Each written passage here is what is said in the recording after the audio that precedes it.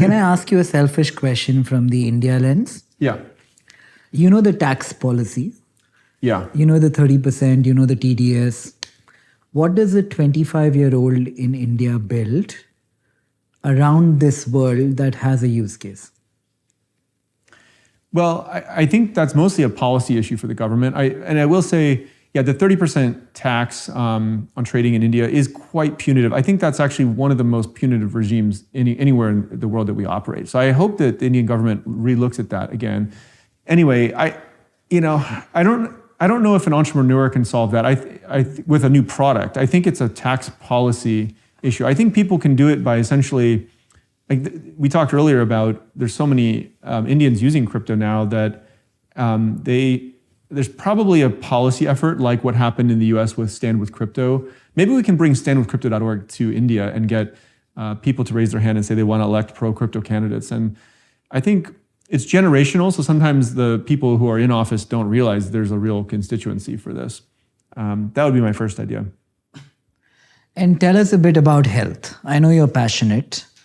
How long is Brian going to live for? And what is one thing I can take, inject, eat that will help? Just one thing.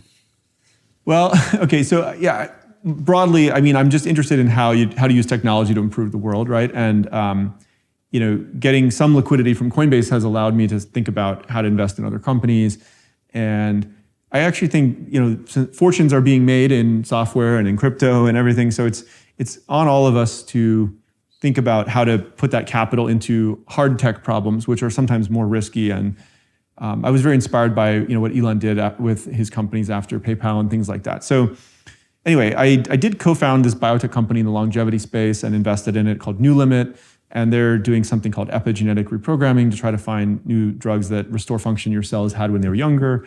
Company's doing really well. The first drug trials will happen next year. And they've been doing a lot of cool stuff with AI to discover these new drug candidates and whatnot. So that's been really fun. I invested in this company called Research Hub, which is trying to make scientific research more like open source software. So that company's been really exciting and gotten good traction. And recently I've invested in a couple of companies doing reproductive tech.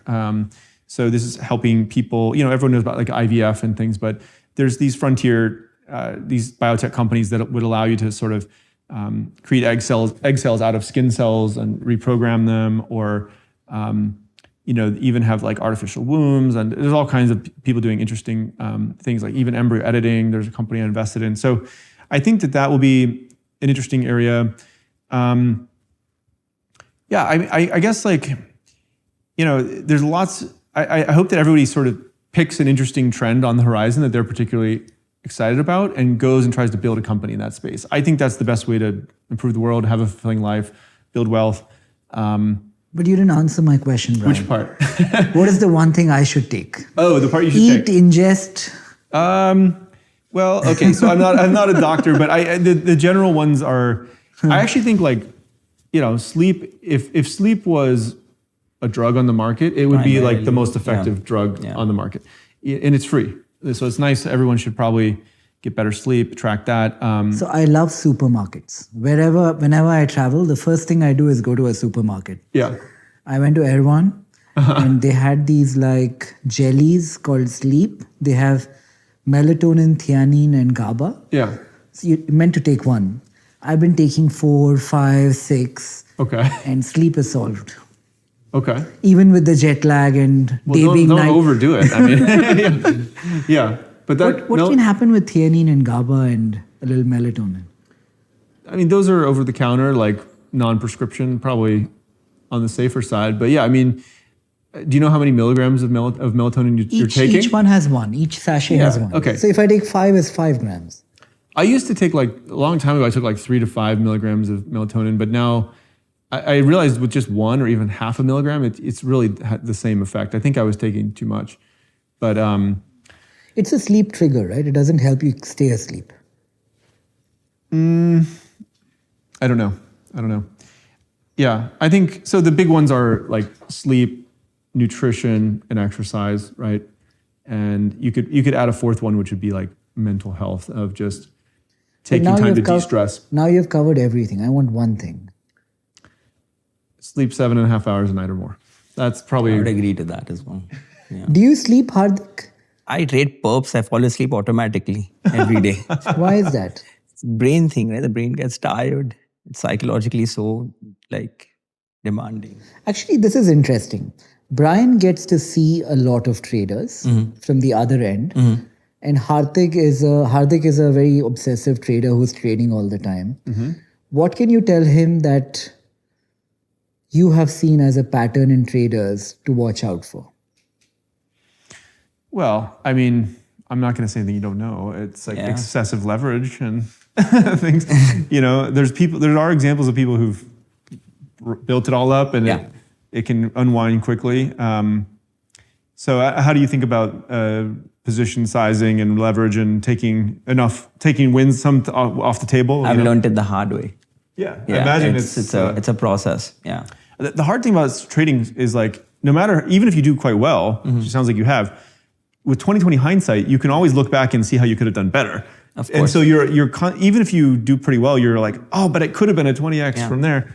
It does weigh psychologically on some people, but some people have the right constitution for it, and they I don't think about what's behind me. Yeah, at all. That's great. That's an important thing. Because if you in this game, if you start weighing everything down, you're not going to be able to treat it as something that you can do on a daily basis. Yeah.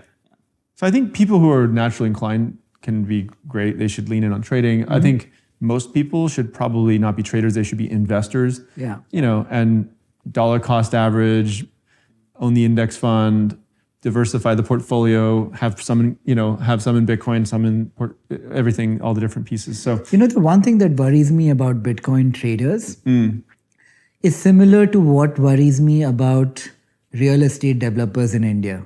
Okay. The thing they have in common is they believe it will go up in perpetuity. And they believe it so vehemently that whenever you take a contrarian outlook, even if it's minuscule in nature, they will debate you to the end of perpetuity. Like a real estate developer in India will say, how can land go down? Land can only go up because it's finite in number. And strangely, it's similar to Bitcoin in that way. Yep. Things like that, when they fall a lot. Yeah, gold, like the gold bugs and everything. I mean, as long as the population keeps growing, there'll be less real estate to go around. I guess that's true. It doesn't mean it's the best investment that year, though. But I think in Bitcoin, you can also make money when it goes down. Yeah. By shorting it. The trader. Yeah. The thing with Bitcoin versus gold, see, I have never traded a Bitcoin ever in my life, never bought one. So I feel comfortable taking the contrarian view because somebody here also has to. Yeah. The thing with gold is it's not replicatable today, at least to the layman, when I think of it. I know nuclear fusion has some byproduct which is a part gold, but it's a lot more expensive to make gold that way than it is to buy gold. I can't go and create 21 million more bricks of gold and call it not Bitcoin but Catcoin. But with Bitcoin, I worry is what if there is another Satoshi with a similar white paper and he creates another product like that tomorrow?